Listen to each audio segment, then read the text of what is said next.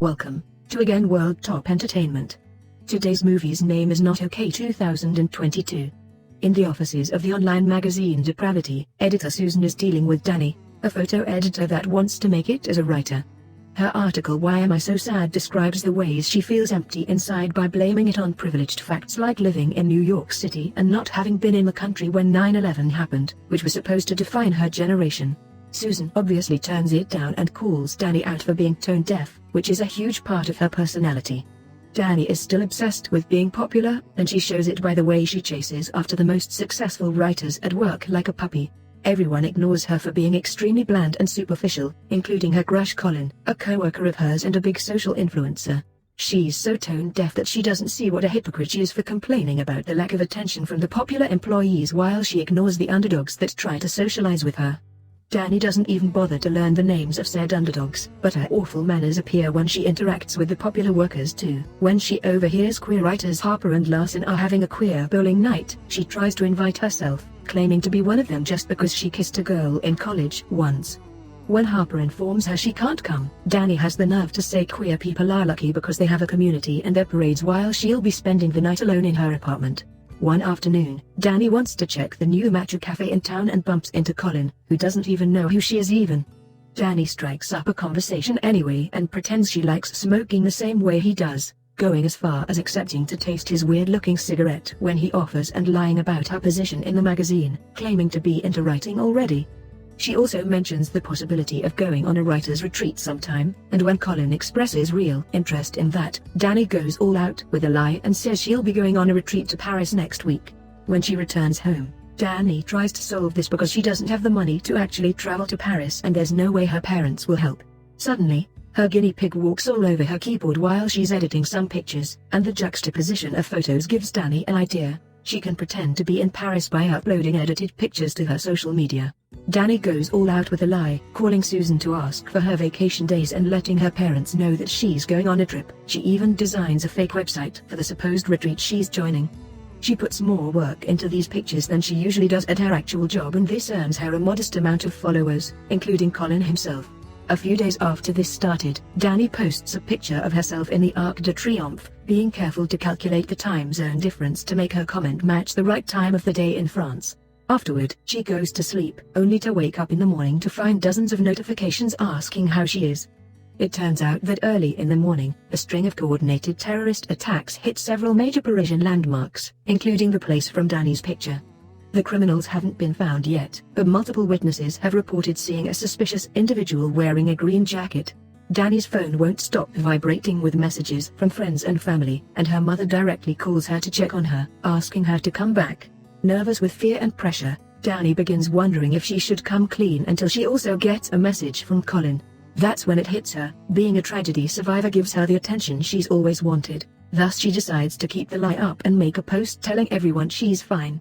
The next day, Danny sneaks around the airport with a suitcase and joins the crowd coming back from France to pretend she's also a new arrival. Her parents Judith and Harold are there to receive her with tears and a hug, yet Danny puts most of her attention on looking upset for the reporters. Moments later, at her parents' house, Danny is spoiled in a way she never was before, so she goes all out with a lie and says she had been very close to the explosion, having walked away only seconds before it went off. That night, she has a dream of being in Paris and being followed by the green jacket stranger. The attention she receives doubles when she goes to work the following day and everyone receives her like a celebrity. With her best pitiful face, Susan informs Danny that she can take the day off if she needs it and that she'll help in any way. Still eager to take advantage of this whole situation, Danny asks for permission to write an article about her whole experience, and Susan agrees to publish it. Then, Danny tells all her co-workers an overdramatic lie about her experience in Paris, which earns her lots of attention, sympathy, and even an invitation to queer bowling night from Harold. Even Colin comes to check on her and gifts her a get well cigarette. Later in the subway, Danny notices her picture on a news account and comments mentioning that's her, which brings hundreds of new followers to her socials. When the light flickers, Danny thinks she can see the green jacket stranger nearby but blames it on her mind playing tricks on her. The next step to solidify the lie is to write the article, but Danny doesn't know what to write considering she didn't really go through this trauma. A solution comes to mind when she remembers her mother mentioning a support group for survivors, and decides to pay them a visit to gather inspiration from their experiences. The group is led by Linda, who understands if Danny doesn't want to talk on her first day because her trauma is still so fresh. Many people there have things to say, but the one that expresses herself the best is Rowan, a teenager that survived a school shooting. Danny is bored by the meeting and doesn't intend to come back, but when she overhears a member mentioning Rowan being huge online, Danny magically becomes friendlier and tries to socialize with Rowan, asking for her number and promising to hang out sometime while ignoring other members asking for the same thing. When she gets home, Danny searches Rowan online and discovers she's a very important activist in the anti-gun movement and her speeches are powerful because of how much raw emotion she puts into them. Sometime later, Danny texts Rowan to invite her to hang out, and Rowan gladly accepts because she needs a friend that understands and is closer to her in age, like an older sister. Of course, Danny's intentions aren't that pure. She wants Rowan's advice on how to write a powerful article. Rowan accepts to help, but instead of taking Danny to a cafe, she takes her to a place known as Rage Space. Here, people can pay to destroy things as a way to channel all their inner dark emotions. Tone deaf as usual, Danny has fun with it and laughs, but Rowan ends the experience in tears as she explains this is how she writes. You have to expose your own truth because if you're not okay, that's okay. Asane is your biggest asset. Excited to have the inspiration she needs, Danny returns home ready to write. Her article explains that people don't need to hear her experience, because what matters is that pain can be an asset and everyone should be allowed to express themselves instead of scrolling through so many dooming headlines, for which she encourages everyone to use the hashtag #IamNotOK. The article is a hit among Danny's co-workers, especially Colin, but something begins rubbing Harper wrong. Once the article is published, Danny sends it to Rowan pretending to be a gesture of gratitude but hoping Rowan will share it with her followers. Rowan feels strange about seeing her own words rewritten like that, but she shares the article anyway because she wants to be supportive of other survivors. Thanks to Rowan, Danny's article goes viral. Soon everyone is sharing their feelings using Danny's hashtag, even celebrities, and Danny's name is known now as an important influencer. The next time Danny visits the support group, she begins talking about sharing her pain through the article, but she forgets to keep the act for long and begins gushing about her fame. Rowan gets uncomfortable but tries to stay supportive, reminding Danny about being careful when it comes to internet trolls. After the meeting, Danny learns about a kickball game the group will be having on the weekend and promises to go. Rowan also shares about the incoming talent show in her school, which she isn't sure she should join with her poetry, but Danny encourages her to do it because she's incredibly talented with words. The moment gets awkward when Rowan admits this is harder without the support of her sister, who died during the shooting. After Danny leaves Rowan at her school, she notices a street ad and once again thinks the green jacket stranger is there with her. Sometime later at the office, there's a small casual party to celebrate Danny's article becoming the most popular publication in the magazine in years. The underdogs keep trying to talk to Danny to share how she's inspired them, but Danny keeps ignoring them in favor of Colin, who invites her to a party next weekend and Danny accepts while forgetting about Rowan's invitation to the kickball match. Then, Danny is approached by Harper, who wants to hear more about Danny's experience in Paris. The details that Danny manages to make up on the spot only help increase her suspicion. On Saturday, Danny goes to Colin's party, which is filled with spots to take selfies for their socials and product placements from sponsors. Danny gets to spend some time with Colin doing shots and making tone-deaf clips for Instagram, but even in the middle of having fun, Danny sees the green jacket stranger among the crowd. This is starting to get on her nerves badly, so she asks Colin to get out of here, which Colin gladly accepts in order to take her to the bathroom and get frisky. Unfortunately, Danny doesn't have a good time because Colin finishes too soon while still connected. Frustrated and disappointed, Danny goes to the nearest pharmacy to buy some Plan B and avoid accidental babies. Then, she checks her socials, noticing Colin already hanging out with other girls at the party and Rowan having a modest but fun time at the game. This gives Danny a huge wake-up call about the company she keeps and hurries to join the support group at their kickball match. Danny has never been a sports person, but the evening turns out to be lots of fun and shows her where good people truly are.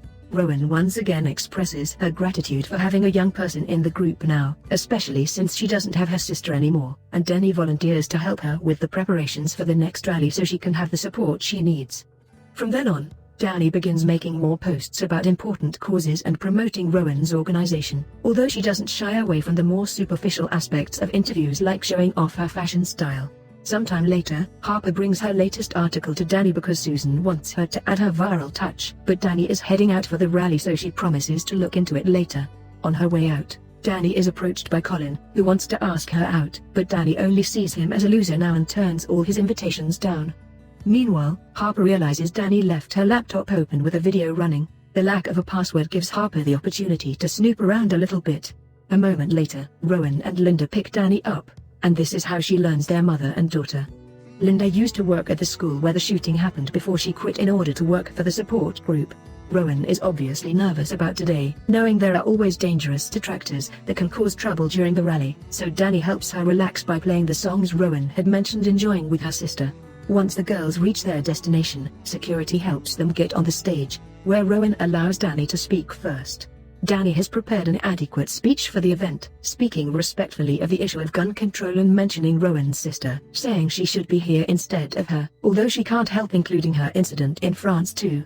Among the crowd, Danny once again sees the green jacket stranger, but this time she manages to ignore it to keep her attention on the speech. Unfortunately, the act doesn't last long. A group of trolls that calls them snowflakes throw some firecrackers at the stage, causing everyone to leave in fear and for Rowan to go through a PTSD attack. Their private security guides the girls out safely, but the police don't do much, and reporters won't back up when Danny asks them to give them some space. Hours later, Rowan is hospitalized and her collapse is all over the news, with thousands of comments insulting her on social media, considering her weak and laughing at the fact the firecracker brand was Truth Bomb. A war veteran even goes as far as accusing Rowan of having lied about being a school shooting survivor. The disgusting sight of it all leaves Danny in tears, but she puts herself together when it's her turn to visit Rowan. The poor girl feels she failed to be an example, crying over her shame and weakness. Thus Danny tries to remind her trolls' opinions don't matter. However, Danny begins feeling ashamed when Rowan wonders how she can stay so strong all the time. Their conversation is interrupted when the doctor comes by to check on Rowan, and Danny uses the excuse to go home. On her way out, Danny is stopped by Linda, who thanks her for supporting Rowan today as the only person that understands, which makes Danny's guilt worse. When she gets home, Danny has another nightmare of her in Paris, and this time she has to watch Rowan run towards the area of the explosion. Desperate to save her, Danny goes after her, only to bump into the green jacket stranger and discover her own face under the hood. The nightmare comes to a sudden stop as Danny wakes up thanks to the doorbell. It's Harper, who has found out the truth after she looked into Danny's computer. Harper wants her to come clean and gives her time until Monday, otherwise, she'll write an exposing article herself. In tears, Danny tries to explain she's a better person now yet tries to bribe Harper, who yells at her to remind her that people died and that she owes Rowan an apology. After having a breakout all over the apartment, Danny decides to write her truth so she can at least offer her side of the story. She says she takes full responsibility for her actions, yet she also mentions the day the lie started she had been depressed and under the effects of pot. She swears she regrets her actions, and promises she's working to change for the better, for which coming clean is the first step. Danny also considers going to the support group to apologize to everyone face to face, especially Rowan, but when she gets closer to the building, she gets scared and runs away. The next morning, the article is published and quickly goes viral, making Rowan's name a trend as well. As soon as she sees it, Rowan comes to the office to yell at Danny in front of everyone, expressing all her hurt over this betrayal and how she had to find out over a stupid article instead of deserving a conversation face to face. Their fight is interrupted by Susan, who fires Danny on the spot and makes her leave. In the following weeks, Danny has to live with the consequences of her actions. People on the internet are expressing her anger toward her in all kinds of ways, from mild comments calling her a bad person to all-out death threats and doxing.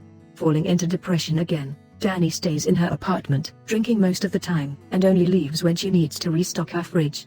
But even at the store, she has to see her face in magazines and newspapers, not to mention the people that don't hesitate to harass her in real life.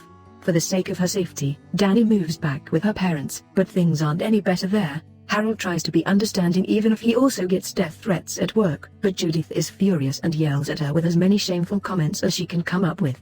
Eventually, the attacks on social media become too much, and Danny decides to deactivate all her accounts. Almost 2 months later, Danny begins attending the meetings of a support group for people that have been through online shaming. Thanks to lots of self-reflection, Danny admits she's discovered she never liked herself very much, and now she hates herself even more for not having seen what an easy, privileged life she used to have. She can't even be sure if she's grown or learned anything, so to get started, the group leader advises making amends with the people she's hurt face to face instead of an online apology. Danny agrees it may help, so she decides to attend the talent show at Rowan's school, wearing a cap to go unnoticed in the crowd. She's brought a full apology written on her phone, and she keeps going over it to memorize it while other people are on the stage. However, things quickly take a sour turn when Rowan's turn comes up next. Her monologue isn't about her usual activism. Instead, she rants about her feelings having been used as clickbait, not to mention how people like Danny get documentaries while Rowan's community is told to sit and wait. Her monologue gets an outstanding ovation from the public, and as Danny watches her run to hug her mother, she realizes the apology would be for her own benefit rather than for her friends. Deciding to do the right thing, Danny leaves the building, crying in silence. Please subscribe to our channel World Top Entertainment for more movie recaps.